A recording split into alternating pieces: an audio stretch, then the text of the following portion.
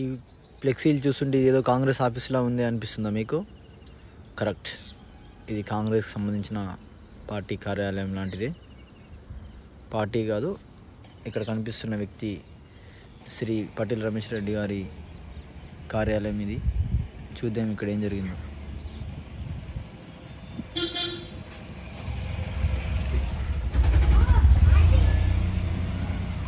నమస్తే, నేను మీ PNR soldier. నేను ప్రస్తుతం ఈరోజు అయితే సూర్యాపేట జిల్లాలో ఉన్న పటేల్ రమేష్ రెడ్డి గారి కార్యాలయం దగ్గర ఉన్నాను. అధికార నేతలు అధికారంలో ఉన్న వీర ఇంటి దగ్గర కలుద్దామని వస్తే ఇక్కడైతే జరుపు అయితే కొడుతున్నాను. లోపల నుండి లాక్ చేస్తుంది. ఇక్కడ కలుద్దామంటే ఇక్కడ మాత్రం ఎవరూ లేరు. నేను ఎవరి దగ్గరికి వెళ్ళాలి?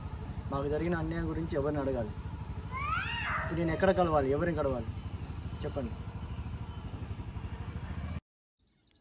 ఇప్పుడు మీరు లోపల చూస్తున్నట్టుగా వారి ప్రచార వాహనం అన్నీ కూడా ఉన్నాయి, కానీ లోపల నుంచి తలుపేసి ఉంది, కానీ ఎవరు లేరు, ఎవరు తీయట్లేదు. తను ఒక మన తెలంగాణ స్టేట్ పర్యాటక శాఖ యొక్క చైర్పర్సన్. అంత స్థాయి వ్యక్తి కార్యాలయం దగ్గర ఇక్కడ ఎవరు కూడా లేరు. ఎందుకు? ఎవరిని కలవాలి మేము?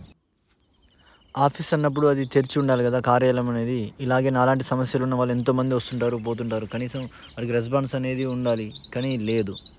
ఇలా బంద్ చేసుకొని లోపల ఉంటే ఎలా? మేము ఎవరిని అడగాలి? ఏం చేయాలి? సమాధానం మీరే చెప్పండి. జై హింద్.